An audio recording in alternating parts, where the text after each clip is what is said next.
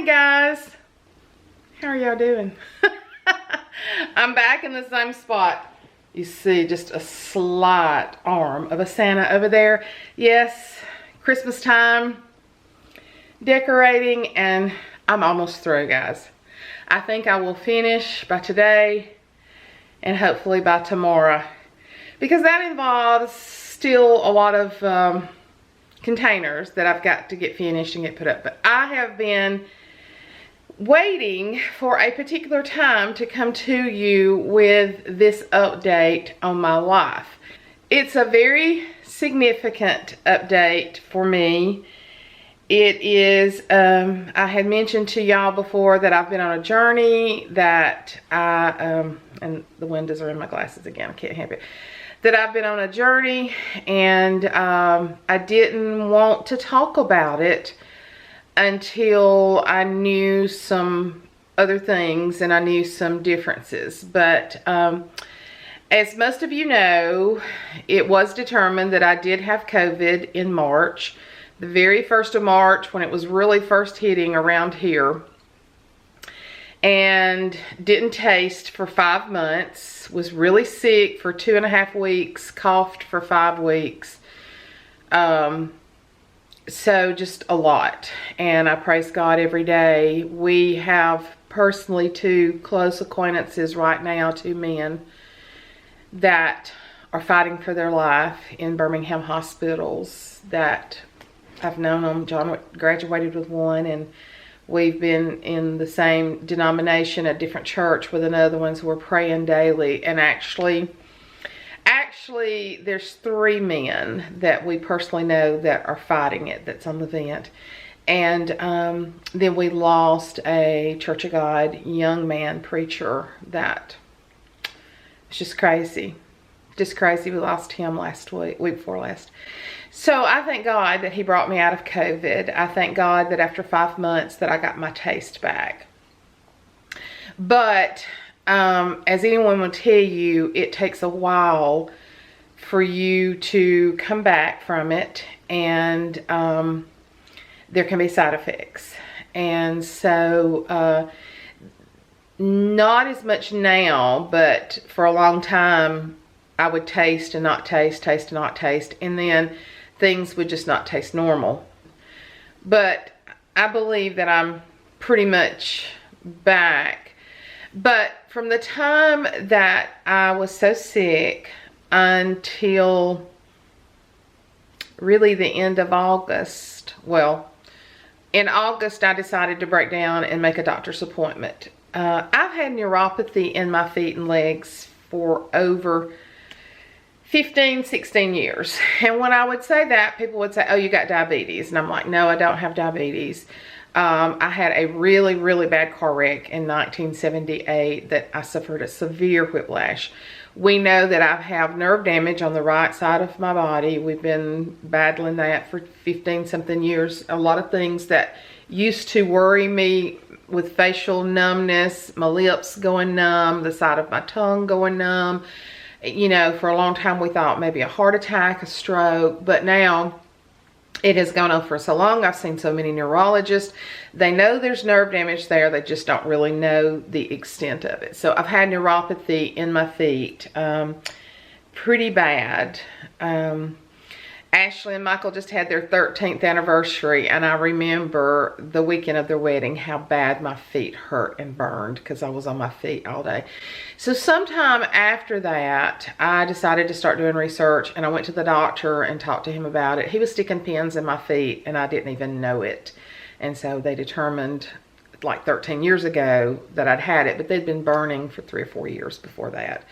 So they think it's from nerve. So when I would say that, people would say, oh, you're diabetic. And I'd say, no, I'm not. So after COVID, my hands would burn really bad. And I would lay my hand on somebody's arm and they'd go, oh my gosh. Now that has happened in the past with my hands being really hot, but this was a different kind of hot. They were just super hot. And they were burning all the time, and they would be so red, and they'd probably look a little red on camera because I've been slapping them and doing this, but they would look horribly red. They would have red streaks down my fingers, and I just couldn't hardly use my hands because they hurt so badly. And in August, I said, okay, enough is enough. I'm worried about my sugar. I'm worried that this is neuropathy in my hands. And I, like everybody else, gained the COVID-15, so somewhere around about that. And so I went to the doctor and I fasted. I told him I wanted to be tested for my sugar, and I fasted. I had like a 10:30, 11 o'clock appointment or something like that. So it was around 12 o'clock when they took my blood sugar. And so my doctor talked to me about it. He sent me for extensive blood work, blah, blah, blah. Well, that lab is really fast. First of all, because there's not a lot of people in there anymore. And then we have a portal through UAB that they contact us. And so my doctor contacted me that night through the portal and said, Miss Light, I am sorry to tell you that you have developed diabetes, type 2 diabetes. My heart just sunk because in my spirit, I kind of knew it, but I didn't want to, I was just hoping it was something else. I don't know what I was hoping it would be, you know, because I worried about lupus with my hands hurting, and so I certainly didn't want that. I guess I was just hoping that it wasn't anything, but in my spirit, I really did know that something was wrong. And my heart just sank, and I just sat there and cried. And John heard me crying, and he came in there.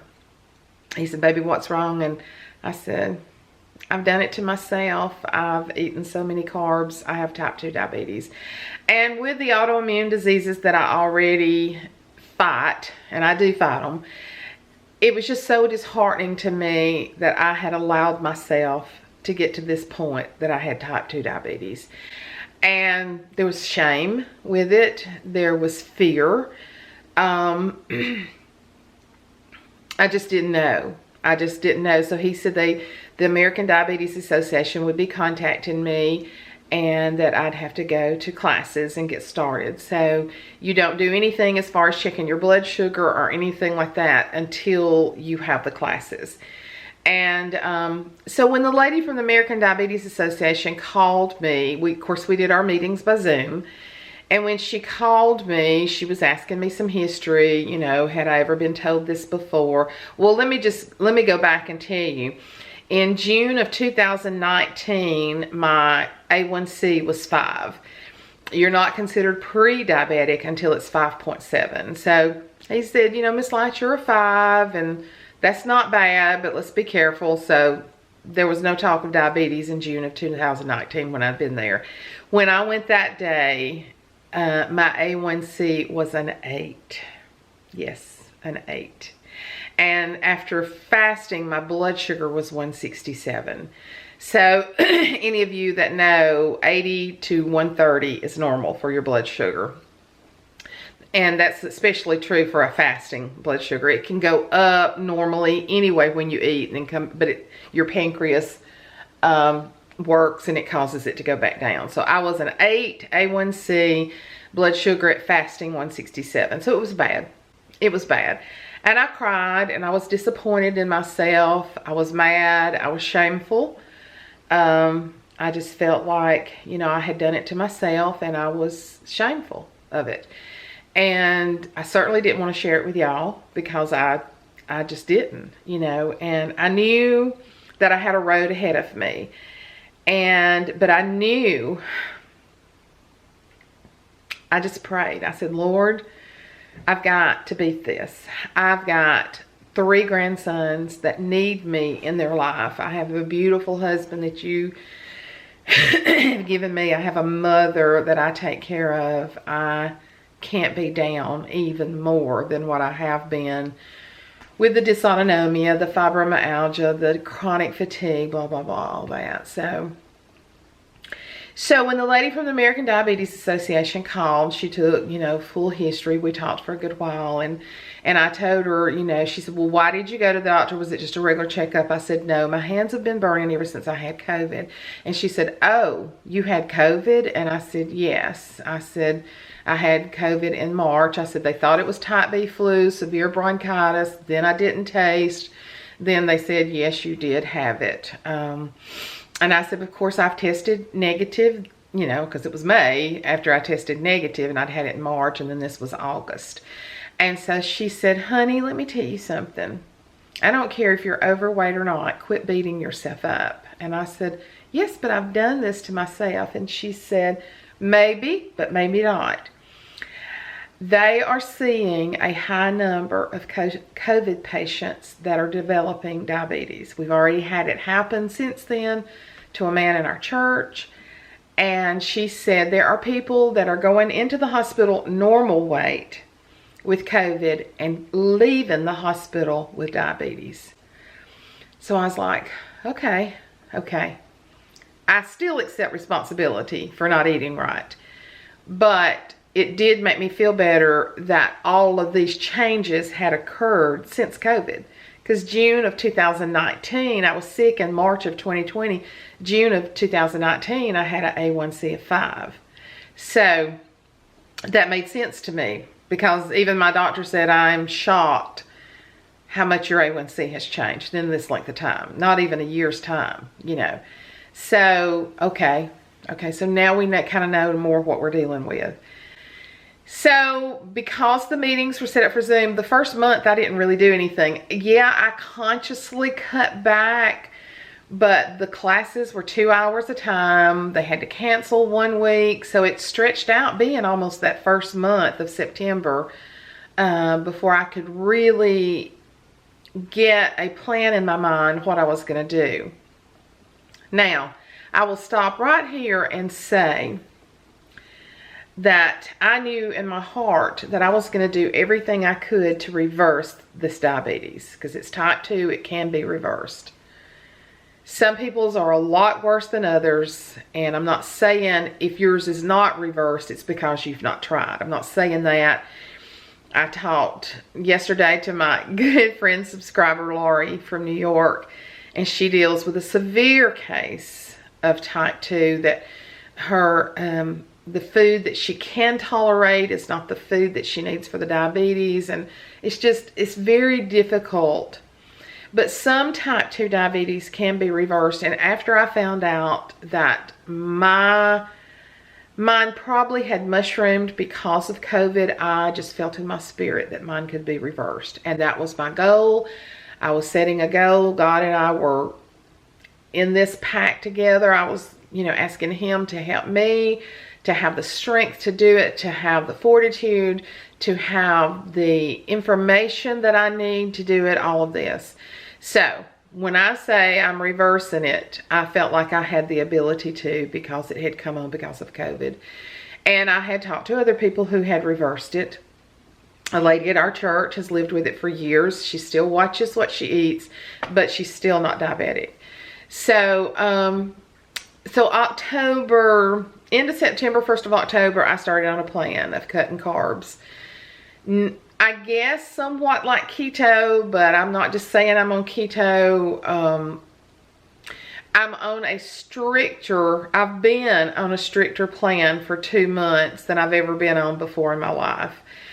Not deprived, but absolutely getting the sugar out of my life. And it's amazing how much better I feel with the sugar out of my life. Sugar is not my friend. Sugar is not most people's friends, but it does affect some people more than it does others. And my blood type, there is a dieting system eating system that you can check into according to your blood type.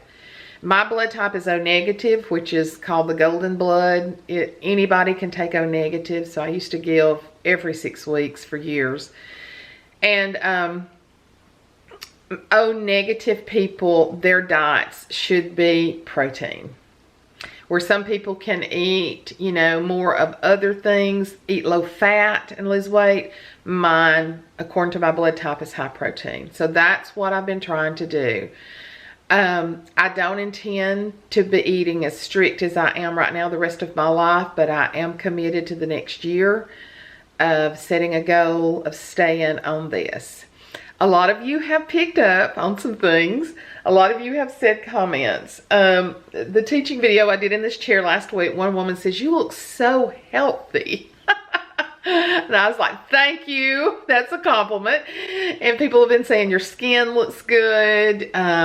one lady said, you look like you're losing weight. And a lot of people have just said, you look different. They know they're seeing something, but they haven't known what it is.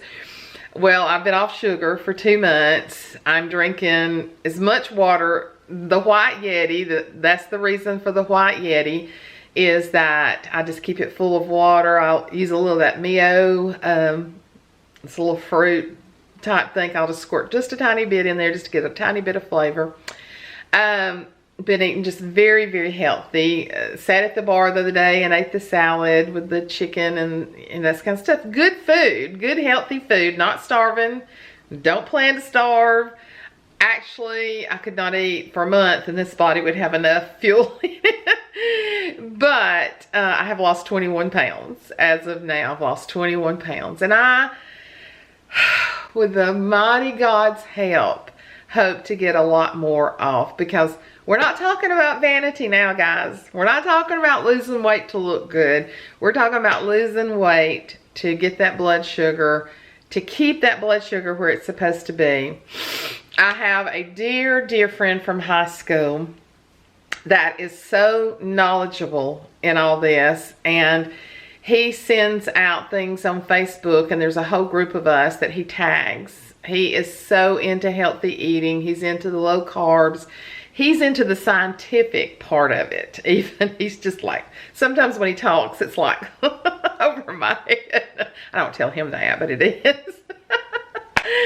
But I hated to even tell him. He had kind of hinted before that he wondered, you know, if I had health problems like that. And I was like, no, you know, what are you saying? Well, yeah. And so he has helped me a whole lot. Jimmy is a dear friend of mine. And he has been a big cheerleader. And he has given me so many websites to check. He sends us videos. So a support system is so important. It's the reason I'm saying that. And I've had a lot of support from Ashley. And then John, if I ever thought God sent John before, I mean, I know he did. Y'all know he did. He's been amazing. He sat across, John is not, he's not a word person, you know. I've told y'all it's acts of kindness, acts of love, acts of service. It's John's love language. But we were eating a big steak one night, which is so wonderful that you can just go eat a big steak, no baked potato, but you eat a nice salad with your dressing on the side, a big steak. And so we were eating steak one night, and he said, can I tell you something? And you don't normally talk like this. And I said, sure can. What, babe? He said, I just want to tell you that you are doing an amazing job, and I am behind you 150%, and I will do anything you need me to do. And he does. Babe, you need me to pick you up something, babe. You need me to get you this. And so he retires in a few weeks, and he's already, John's been walking 45 minutes a day for months, but the late night snacking has been getting him. He has brought oatmeal cream pies into the house. I've not eaten one. If he ever brings Buddy bars into the house, there will be a divorce. No, I won't divorce him. I'll just kick his butt. Because I don't think I could walk around a box of Buddy bars. They're just make my mouth water right now. Just making my mouth water. So, but like for birthday parties and stuff like that, if I want a taste of the cake, I do. But then that's just what I say, a taste. I didn't even, at Michael's party, I didn't even eat any. No. At Reed's party, I didn't. At Michael's, I just ate a little tiny square. And I was okay with that. I was okay with that. It's when we just think we have the right to eat everything. And I'm saying me, okay? Me. And I'll tell y'all, I am an emotional eater. I am an emotional eater. I have been. I have leaned on food for my comfort for so many years. And God wants us to lean on him for our comfort. He truly does. I eat out of boredom. I eat just because I like to eat. So that's all had to change. And I know, hey, I'm 2 months in. I know it's going to be a battle. But now when we went to Blue Ridge, Georgia, I was already on the program. I did great. when we went to Virginia, I did great. I did great. And I think John has been amazed. One of the things that's helped me is just keeping a little pack of peanuts around so that when I want to munch, I'll just get me just a little tiny hand full of peanuts because they've got calories in them, but they're good protein. A piece of cheese, you know, like cheddar cheese, olives, things like that. So, and I'm getting to the point where I really need to expand my variety of food I'm eating. Okay, I'm already talking too long. Let me get to the good point. I went for a 3-month checkup this past Monday. And so Dr. Williams, I've been with him for over 10 years. And when he walked in, he said, "Miss Light, you've lost some weight." And I said, "I have." And he said, "You're really looking good." And I say that in a professional way. I know me and him are buddies. And so I was telling him about everything, how my energy has picked up, how cognitively I can tell a difference. I'm sleeping better, guys. I've had restless sleep for so long, and I'm sleeping so much better. I still take something to help me to sleep at night, but I go to bed and I don't get back up. Cannot tell you how many times I'll just get back up in 30 minutes and then stay up really late, then go back to bed, and then be up early, and just sleeping during the day. Not really doing that. I do that some because all the other stuff is not gone, okay? Not saying it won't be, you know, I feel like a lot of it's going to get better. But, so anyway, he was just so proud. He was just so supportive. And he said, "You don't have to come back for a year, but I want to see you in 4 months since we're working on this." And I am taking 1 metformin a day. A lot of people can't take metformin. It makes them sick at their stomach. There are times that I have some nausea, that I feel a little sick at my stomach. But he only put me on 1, which has helped. And so I'll stay on that for the next 4 months and see. But anyway, so we did blood work. Let's get to the good juicy part here. We did blood work. And once again, there was nobody in the lab but me. And so we did a urinalysis and all that kind of stuff. Are y'all ready? Are y'all ready for this? You ready for a drum roll? Brrr. My A1C dropped from an 8 to a 5.6. Can we just praise the Lord right now? I'm not even pre-diabetic. Now, I know 5.6 and 5.7 is where pre-diabetic starts, okay? So I'm still saying I'm not going crazy. I didn't come home and eat a cheeseburger or nothing like that. And he thought that I had fasted again, and he said your fasting blood sugar was 100, you know, which would have seemed kind of high for fasting, but I had eaten grilled chicken from Chick-fil-A an hour before my appointment. So my blood sugar was at 100 after having lunch, which is fantastic. So this is a journey, guys. This is a journey. I was taking my blood sugar so much, I've got one of the new meters that syncs with my phone. I had my phone right there to show him my blood sugar numbers. I started out the 140s, the 150s. Now it's not unusual for me to get up and my blood sugar be 112. For the last 30 days, can you see that? My average has been, oh gosh, let's see if we can, okay, I don't know. My average has been 109. I have been within a good range 92% of the time. So I cannot tell y'all, but maybe you can see it better from back here. But I take my blood sugar, it sinks. I got up yesterday morning, it was 118. And then I didn't take it again till yesterday evening because I had breakfast. Felicia, my sister-in-law, and I went and had car work. We had our car serviced the same time. We went to eat, we shopped and all that. So when I got back home was the first time, and it was actually 84. So it was low, knowing I needed to eat some supper. So, it's just, I just praise God for it. I am on a journey, and I felt very vulnerable telling you about this journey to begin with, But God has been my strength. God has been my strength. And everybody's journey is different. And by no means am I putting down people who have type 2 diabetes that has not reversed it or that cannot reverse it. Because some people are so much more severe. And I really feel in my spirit this is something that I will have to keep a watch on for the rest of my life. Because I have been there and known that I can go into that. Thanksgiving Day, I will eat some. And then the day after Thanksgiving, instead of eating leftovers for 2 or 3 days, I won't. Christmas Day, Christmas Eve, Christmas Day, I will eat some. I will eat a moderate portion and maybe just a taste of the sweets. I've got to be here, unless there's another day scheduled for me to go home that God knows about. But with Him letting me be in charge of my health right now, I want to be here for my Reed, Rhett, and Riggs. I want to be here for Ashley and Michael. I want to be here for John. I want to be here for Mama Love until the day the Lord calls her home. So it's so important to me.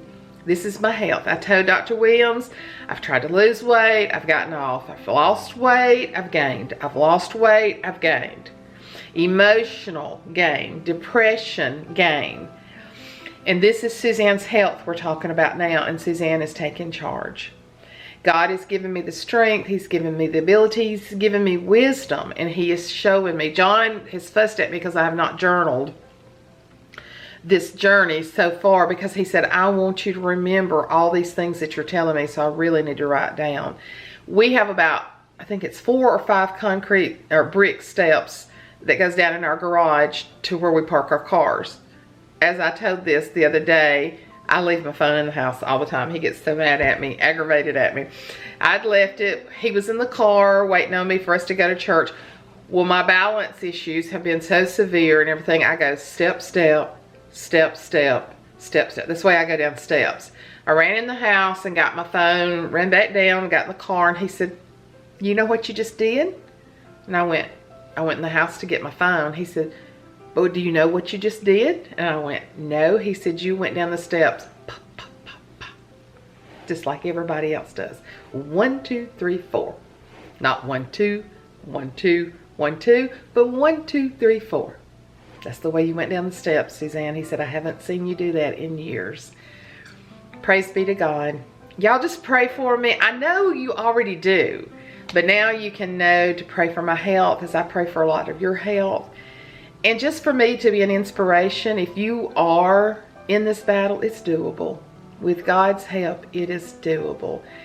And will I have to work on it from now on? Yeah. Does that excite me? No. Would I love a Snickers right now? Yeah. Or better yet, a whole box of Buddy Bars. I've never eaten a whole box of Buddy Bars at one time, but I could eat one a day and one the next day. I love carbs, and I will continue loving carbs. The nation loves carbs. We are carb addicts, and they are destroying our bodies with so much sugar. So I wanted to have this 3-month checkup before I came to you. Would I have come to you if the news hadn't been good? I don't know. I don't know. But I'm pretty open about my life, but there's a lot of things y'all don't know. There's a lot of things y'all don't know. And, but I wanted to share this with you because this is yet another thing that God is bringing me through. I love you guys. I'll talk to you later. Thank you for saying, you look so healthy. I don't remember your name right now. You look so healthy. Your hair looks good. Your skin looks good. My skin's looking good because I'm off sugar and I'm drinking a buttload of water every day. Let's just say it like it is. Thank you to all my support. A few of you have known, a few of you that are my very close prayer partners, you have known what I've been going through, and thank you for the prayers so much. I love you guys. Until next time, remember John 10:10 says that the enemy comes to steal, kill, and destroy, but I've come that you can have life and have it more abundantly. In the name of Jesus, I pray abundant life over your life today. Amen. Bye-bye.